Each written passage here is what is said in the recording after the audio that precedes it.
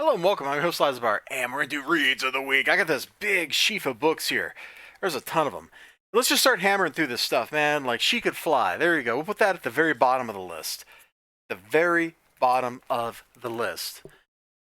It's I can't even explain this book. If you want my full like mind vomit of this book, go watch the review. Like I can't in the time allotted here, I can't explain this to you at all.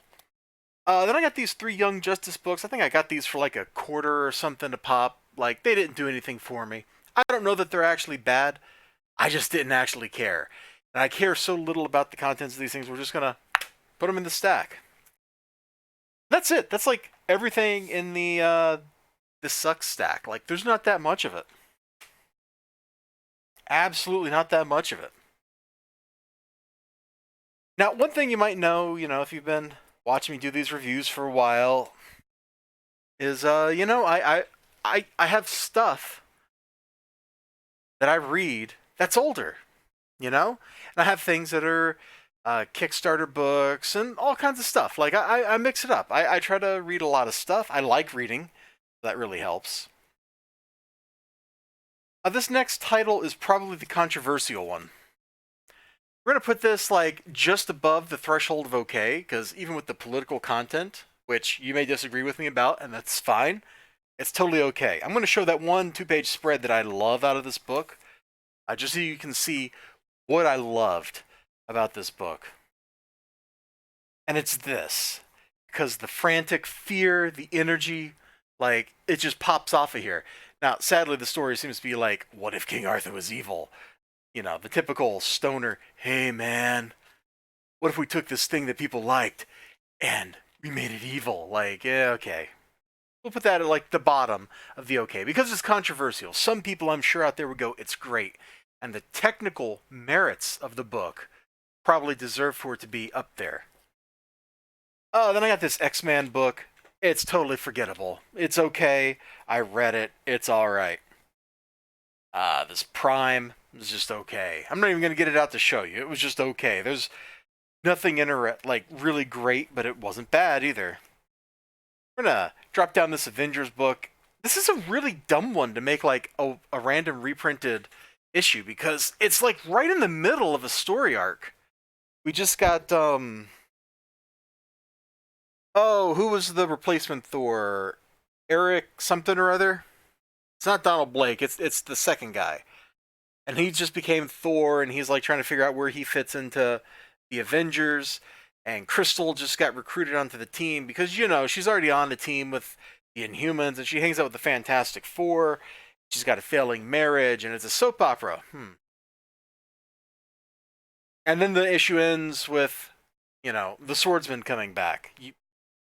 If you couldn't tell from the silhouette right there, that's the Swordsman. And this is just so weird to reprint this. It is right smack in the middle of a plot line. Nothing really happens in this issue. Like, nothing at all. So why would you reprint it? I don't know. Next, you know what? I guess I'm gonna drop this mantra. Yeah, like this was a pretty forgettable book. This is the second mantra. I didn't even know there was a volume 2. Got a 4-page crossover with the X-Men in the back. This is when Malibu was owned by Marvel. And basically, this book's competently executed. It's just not that interesting, except for the interestingly chosen camera angles. Oh, perverts, you want to see those, don't you? Fine. Fine. Fine. Although you could just go watch my review, but anytime, like, something is going on in this book, like, we get some interestingly chosen camera angles. The action in here is like fine enough for what it is. Like, it's interesting. And we sure end on the very last page, as soon as I find it, on a definite pinup note. So it's got that going for it. It's just not that interesting of a comic. It's no wonder this volume only lasted like 7 issues or something. Like, this was not Marvel's A game. What else? What else? You know what? Next up, let's do this. It's just it's previews. The funny thing is, this cost was 95 cents regular price. I got it for the original cover price because it was half off. So hey, it's got some great stuff in it. Dynamo Joe, John Sable, Nexus, Badger. Like this is all great stuff. It's just a preview issue, so it's none of it is like filling. It's like drinking Bud Light, except not just water that's slightly colored. I'm trying to figure out if I just insulted this comic or Bud Light. I insulted the comic. I gotta take that back. It was all right. It was all right. It was a fine little preview book, but that's just what it is previews. Let's slap this one down next. Like I've lost track of how many books I've slapped down.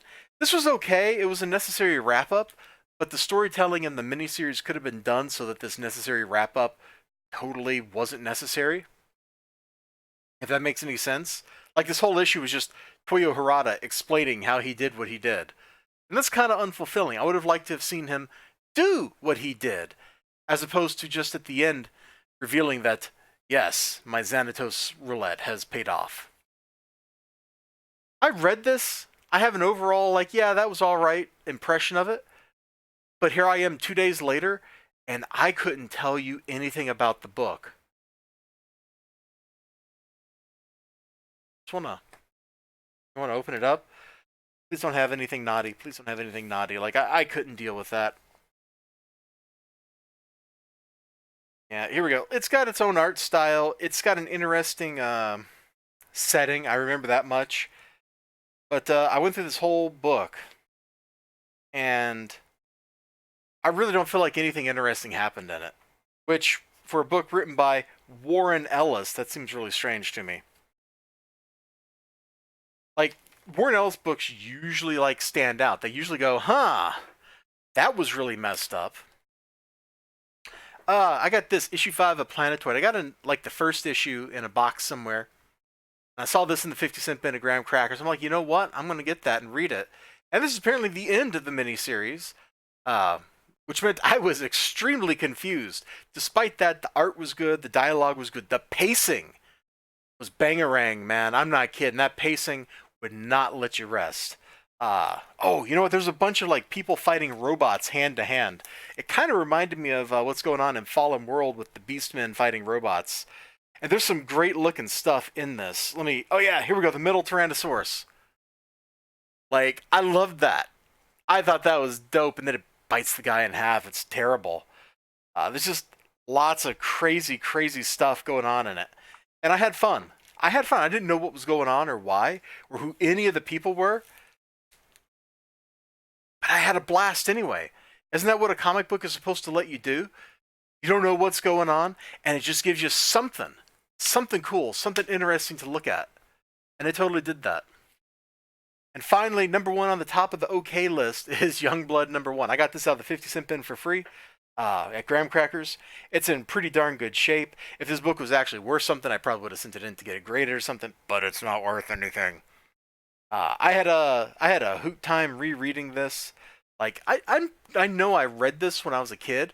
I don't really remember like a whole lot except some of the vague stuff about the characters. And this was a good little introduction into that universe, setting up the characters, their motivations, the plot lines they were going to get ensnared in. So there you have it. There's the OK pile. How you thinking? Wow, Elizibar, that was a lot of books. You're right. But if you remember when I started it, the pile of books was this big, and we're only like here. We still got like the other half of the stack. Oh, there's so much good stuff in here. There's so much good stuff. I don't even know what I'm going to like make my #1, much less the top 5. I guess we can put this. This is just across the threshold of awesome. Nightman #8. I didn't really care about most of what was happening in that book, but boy, I love the depiction of the werewolf as an actual monster. Not like tortured, like, oh, woe is me. I'm a terrible monster, man. No, the werewolf was like, you know what? I just gutted her, and I'm gonna smoke. Like, that's just what was going on. And it was like, what? Super mega dope. Oh, you know what? I had Gogor in the wrong place. I think because every other week Gogor has been, like, just so spot on. We need to put Gogor in the OK stack. Probably I don't know, probably right above Toyo Harada. So it's like 3 from the top. So I'm just going to put it over there, that stack. And it's just because this issue really hates private property, and it felt like not a whole lot happened in it. It felt like kind of a slow, fillery-ish thing, you know? I wonder how many issues Gogor is supposed to be. Like, feels like there's a lot of room left to go in the story. So maybe an 8-issue mini? I don't know. I guess we'll find out. That was just okay. That was just okay. That's why it's over that way. Okay, back to the stack. Let's see. You know what? I'm gonna just throw these two in. These are up here because they're awesome, but they're also $1 reprints.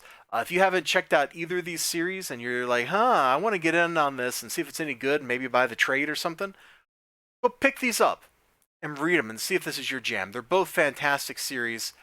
Highly recommend. Would recommend you just go right now. That Sean Phillips art in this is so good. It fits the story perfectly, and Mirka Andolfo's art is just sublime.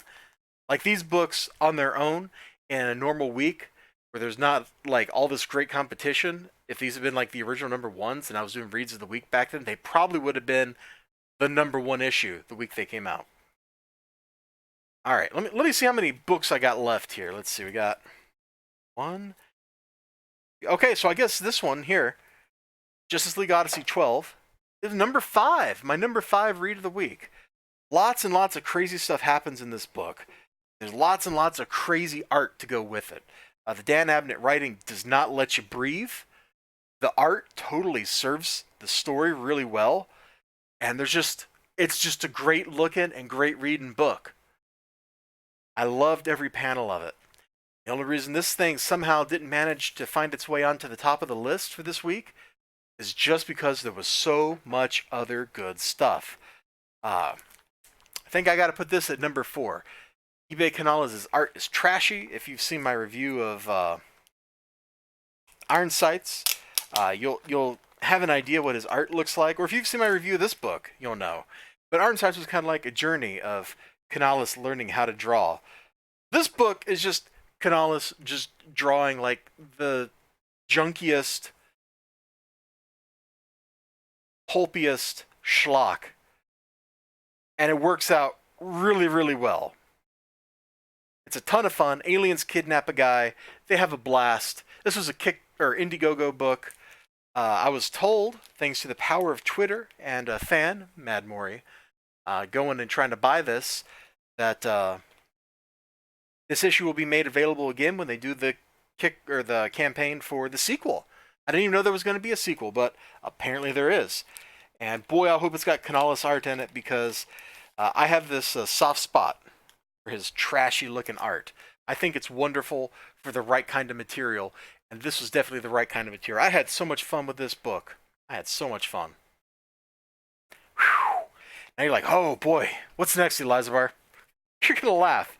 I like stuck an X-Men issue like way down as the like just barely okay, right? This one was just mad dope. It's just full of crazy psychic battles. Let me pull this out here and show you some of this stuff.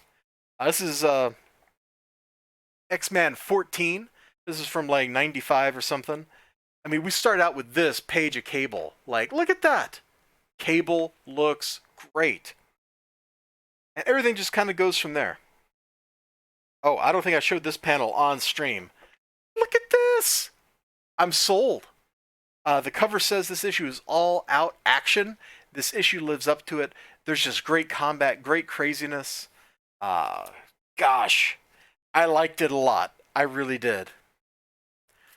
Ooh, now we're getting into like the rarefied air. That was number 3. What's number 2? Well, number 2 actually did, in fact, come out last week. Unnatural 12. Great wrap up of the story in that series. Great mini-series overall. Unnatural was wonderful to read. It was great. Be 18 or older to read it. No complaints about it. I had a blast. This issue amped up the drama just enough, and then it resolved everything wonderfully. Let me find you some Mirka Andolfo's art. Like, if you're not on the Andolfo train here, I don't know why you're not. Let's see. What's a good page to show? Just look at the emotions on their faces. Look at the struggle, the strife. It's wonderful. The line art is good. The coloring is great. I mean, the line art is super clean. Even her sketches look clean, which is kind of crazy. And now you're like, wow, Elizibar, that was only number 2? The book that was like your favorite book? Yeah. Well, that was before my alternative book showed up in the mail this Saturday. And I sat down and I read Blood Realm, Shadowed Kingdom, Part 3. And this just annihilated everything. I loved everything about this book. I think the review for it went up yesterday. But this, the art is just so striking. There's nothing else quite like it. The theming is dark. You got this horrible monster down here in the darkness. It's little cult worshipping it. Like, it's just great, great stuff. If you like dark fantasy, and I like dark fantasy, you will love Blood Realm. Go check it out. Go check it out right now. That's my number 1. Yeah, my number 1 is a $1.50 comic. Not the one I paid like $4 a pop for 2 issues of. No. It was a $1.50 comic on newsprint from Alterna. Robert Geronimo just has a way. He knows what I like, and he gives it to me. So that was my number 1. Book of the week. And it doesn't even come out until the day this video goes live, which is Wednesday. Like, this is supposed to come out on the 21st, I do believe. But since I ordered directly from Alterna, in addition to getting it through my store, I got it a little early. Ain't that cool? That is super cool. So that's my reads of the week. Check them out. Check them out. Let me know what you think. And if you got something you think is awesome, let me know about it in the comments section down below. I tried to do something cool, but I think I got like too many books. Like I'm holding on here. Make this practical. Yeah, there's too many books. They're all just gonna dump right off onto my computer chassis over here. So I'll see you all next time. You have a great day. Remember to like, comment, subscribe. I hope to see you next time. And until then, bye-bye. Take care of yourselves.